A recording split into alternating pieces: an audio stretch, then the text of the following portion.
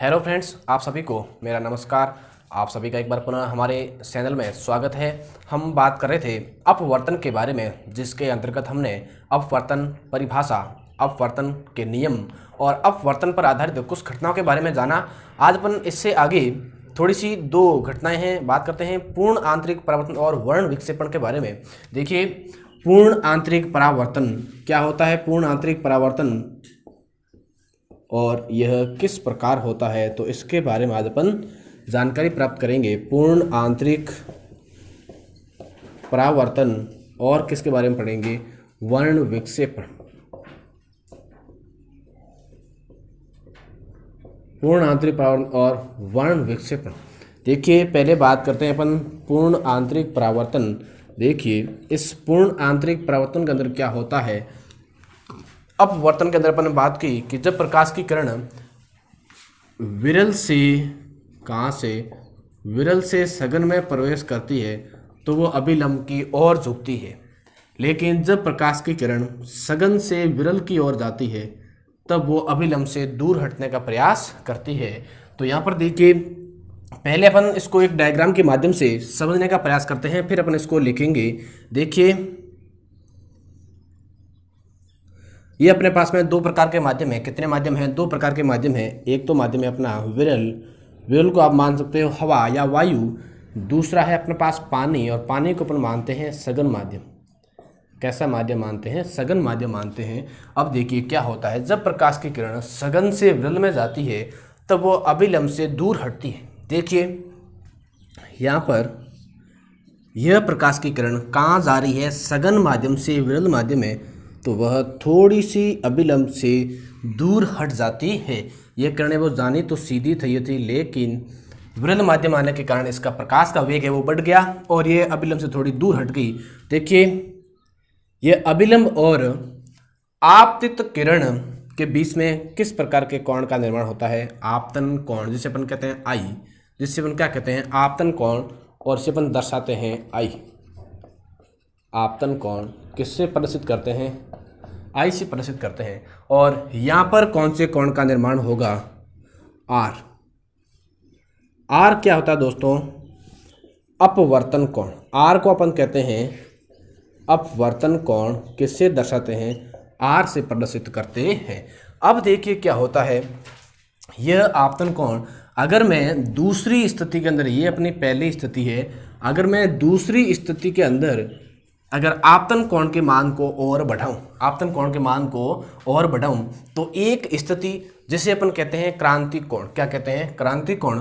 और क्रांतिक कोण के मान पर या आपतन कोण के मान को बढ़ाने पर ये जो प्रकाश की किरण है ये दोनों माध्यमों के प्रत्याकारी पृष्ठ के समांतर हो जाती है। देखिए कैसे होती है, अपन डायग्राम बनाते हैं। कौन सा माध्यम है? सघन, ऊपर विरल माध्यम। ध्यान दीजिए, मैंने इस आपतन कोण आई के मान को बढ़ाया, आई के मान को क्या किया? बढ़ाया। तो एक निश्चित मान जिसे अपन क्या कहते हैं? क्रांतिक कोण कहते हैं। क्या कहते हैं अपन? क्रांतिक कोण। तो देखिए यह अपना है क्रांतिक कोण, और इस क्रांतिक कोण के अंदर क्या होता है, जब आपतन कोण के मान को बढ़ाया जाता है तो यह किरण दोनों माध्यमों के प्रत्याकारी पृष्ठ के समांतर हो जाती है। और यहाँ पर जो अपवर्तन कोण है, यहाँ पर अपवर्तन कोण का मान कितना होता है? 90 डिग्री हो जाता है। तो यह अपना है आर का मान। आर का मान कितना है? 90 डिग्री। और आर अपना क्या है? अपवर्तन कोण। तो देखिए, क्रांतिक कोण या आपतन कोण के मान को एक निश्चित मान से ज़्यादा बढ़ाने पर क्या होता है, जो अपवर्तित किरण है वह दोनों माध्यमों के प्रत्याकारी पृष्ठ के समांतर हो जाती है। लेकिन अगर मैं इस आपतन कोण के या क्रांतिक के कोण के मान को और ज़्यादा बढ़ाऊं, क्रांतिक कोण के मान को क्या करूं? और ज़्यादा बढ़ाऊं, तो देखिए तीसरी स्थिति के अंदर क्या होता है, यही प्रकाश की किरण दूसरे माध्यम में जाने के बजाय यही किरण वापस इसी माध्यम में परावर्तित हो जाती है, और यही घटना अपनी क्या कहलाती है? पूर्ण आंतरिक परावर्तन। तो देखिए तीसरी स्थिति में क्या होता है, जब मैं इस कोण के मान को और बढ़ाता हूं, तो यहां पर आप देख लीजिए यह किरण है, इस किरण के कोण को मैंने बढ़ा दिया।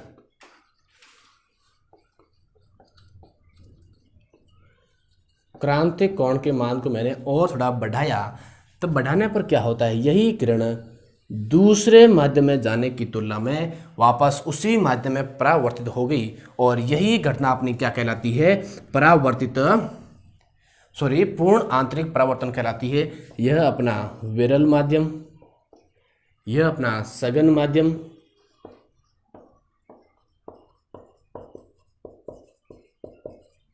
परावर्तित किरण, इसे परावर्तित किरण इसलिए कहा गया है क्योंकि ये वापस उसी माध्यम के अंदर टकराकर वापस उसी माध्यम में आ गई है, इसलिए इसे अपन कहते हैं परावर्तित। और यह घटना अपनी क्या कहलाती है, पूर्ण आंतरिक परावर्तन।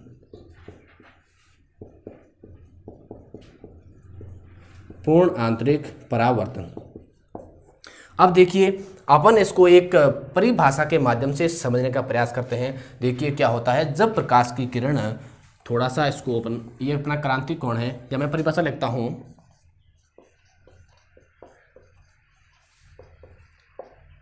जब प्रकाश की किरण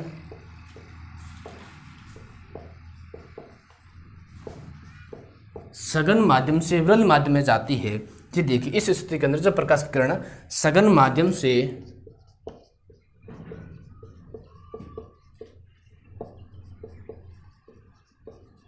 विरल माध्यम में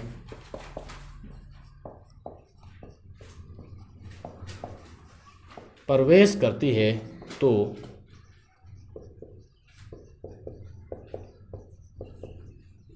अभिलंब से दूर हट जाती है। तो क्या होता है, अभिलंब से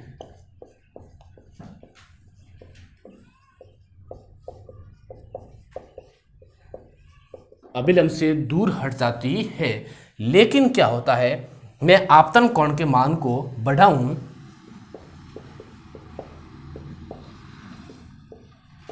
लेकिन इस स्थिति में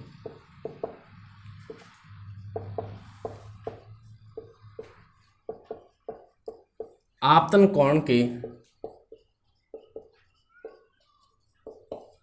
मान को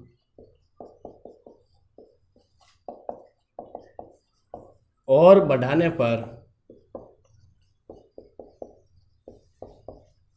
एक निश्चित स्थिति पर एक क्या होता है, निश्चित स्थिति, जिसे अपन क्या कहते हैं, इस माध्यम का क्रांतिक कोण, ही अपना क्रांतिक कोण है, जिसे इस माध्यम का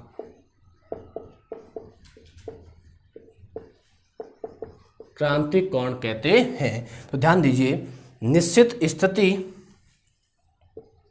पर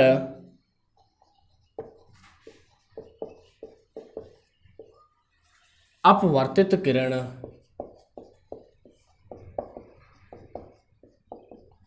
दोनों माध्यमों के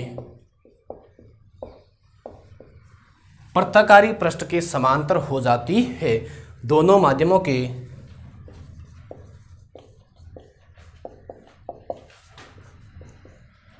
पृथक्कारी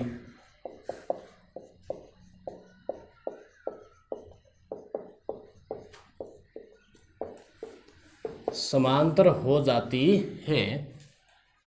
अब मैं इससे आगे यहाँ पर लिखने का प्रयास करता हूँ। देखिए क्या होता है, अब किरण है वो दोनों माध्यमों के पृथक्कारी पृष्ठ के समांतर हो गई, लेकिन अगली स्थिति के अंदर मैं क्रांतिक कोण के मान को और बढ़ाता हूँ, लेकिन आगे मैं लिखता हूँ इससे आगे यहाँ पर, लेकिन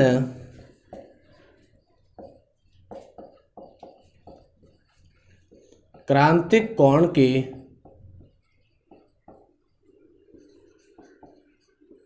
मान को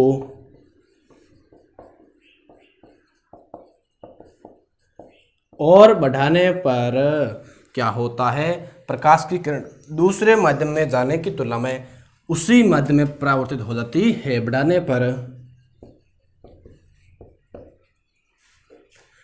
प्रकाश की किरण दूसरे माध्यम में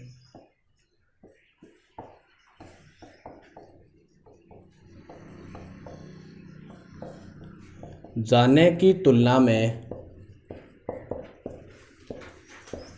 पुनः उसी माध्यम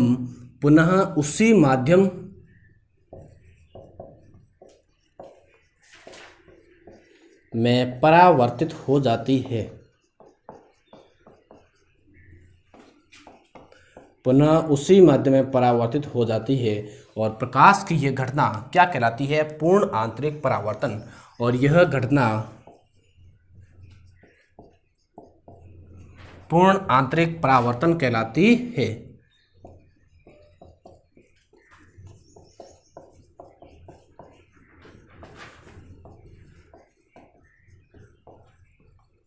तो अपन ने पूर्ण आंतरिक परावर्तन की घटना को समझा डायग्राम के माध्यम से, और ये अपने इस परिभाषा के बारे में बात की। देखिए, जो हीरा होता है, हीरे के अंदर भी चमक है, वो किसके कारण उत्पन्न होती है?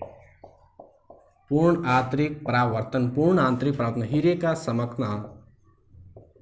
मरुस्थल में मृग मरीचिका का निर्माण भी किसके कारण होता है? पूर्ण आंतरिक परावर्तन। पूर्ण आंतरिक परावर्तन का मतलब है प्रकाश की किरण का आपतन कोण का मान बढ़ने पर प्रकाश की किरण का वापस उसी माध्यम में परावर्तन हो जाना। आगे अपन प्रकाश की दूसरी घटना पर बात करते हैं, वर्ण विक्षेपण। देखिए, वर्ण विक्षेपण के अंदर क्या होता है? प्रकाश के सातों रंग अपन आसानी से उसको देख सकते हैं। अब अपन बात करते हैं वर्ण विक्षेपण के बारे में। देखिए, वर्ण विक्षेपण क्या होता है? वर्ण विक्षेपण, इस घटना में क्या होता है? सीधी सी बात करते हैं कि इस वर्ण का अर्थ क्या है? इस वर्ण का अर्थ है रंग। क्या अर्थ है? रंग, कलर। विक्षेपण मतलब फैलना। ध्यान दीजिए, क्या होता है वर्ण विक्षेपण? जब प्रकाश की किरण को किसी प्रिज्म में से गुजारा जाता है। क्या किया जाता है? जब किसी प्रकाश की किरण को प्रिज्म में से गुजारा जाता है तो वो प्रकाश की किरण है, वो सातों रंगों के अंदर विभक्त हो जाती है। ध्यान दीजिए, प्रकाश की किरण का रंग कैसा है? श्वेत रंग। प्रकाश की किरण कैसी होती है? श्वेत रंग। तो अपन इसे पहले डायग्राम के माध्यम से समझते हैं। देखिए,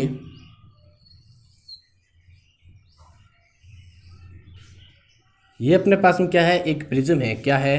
प्रिज्म है। और यह माना कि कोई प्रकाश की किरण है, श्वेत प्रकाश किरण। श्वेत प्रकाश किरण। और जब श्वेत प्रकाश की किरण इस प्रिज्म में से गुजरती है तो वो कितने रंगों के अंदर विभक्त हो जाती है? 7 रंगों के अंदर। देखिए,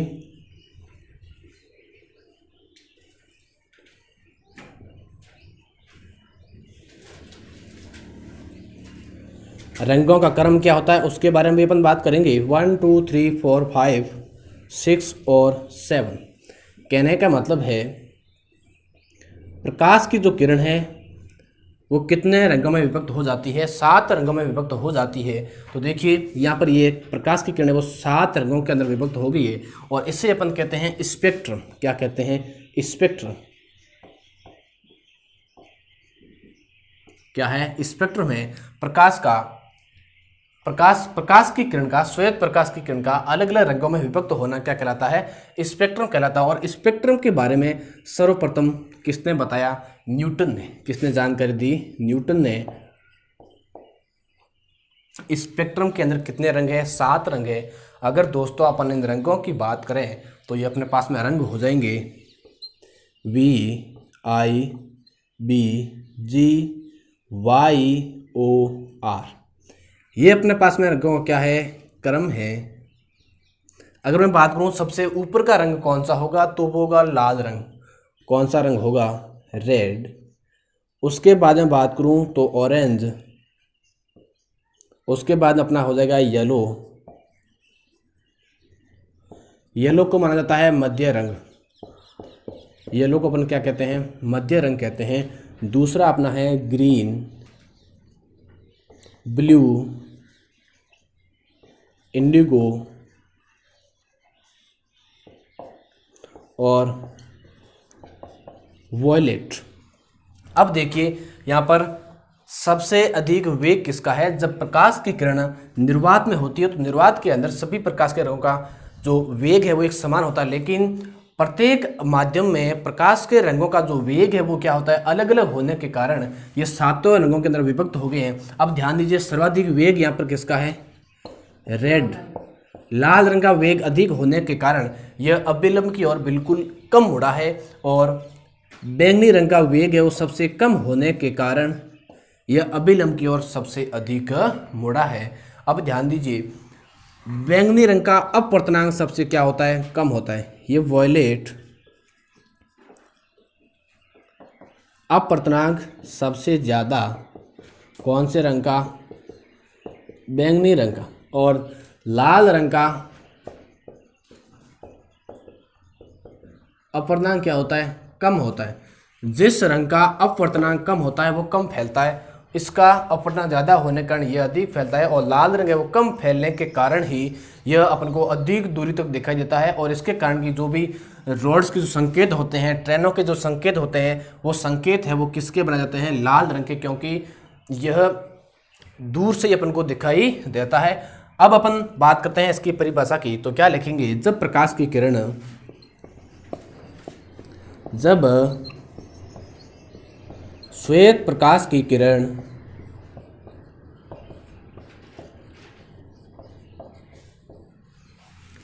प्रिज्म में से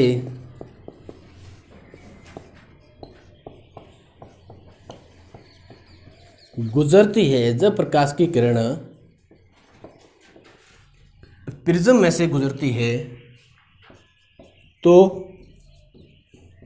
वह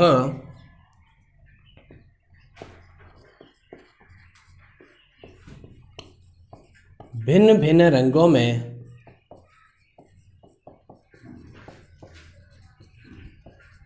विभक्त हो जाती है।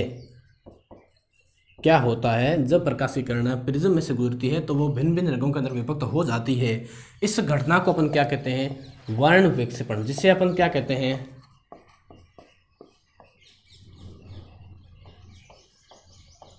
जिसे वर्ण विक्षेपण कहते हैं। अगर दोस्तों अपन यहाँ पर अगर इनके रंगों की बात करें तो रंगों का क्रम क्या है, विवजोर यहाँ पर लिख दिया है, दोबारा एक बार लिखते हैं। पर्दे पर रंगों के स्पेक्ट्रम को, पर्दे पर प्राप्त रंगों के प्रतिरूप को क्या कहते हैं, स्पेक्ट्रम कहते हैं। क्या कहते हैं, स्पेक्ट्रम कहते हैं। और ये अपना रहा स्पेक्ट्रम। स्पेक्ट्रम के बारे में सबसे पहले जानकारी किसने दी थी, न्यूटन ने, कि वर्ण विक्षेपण के अंदर भी कितने रंग होते हैं, 7 रंग होते हैं।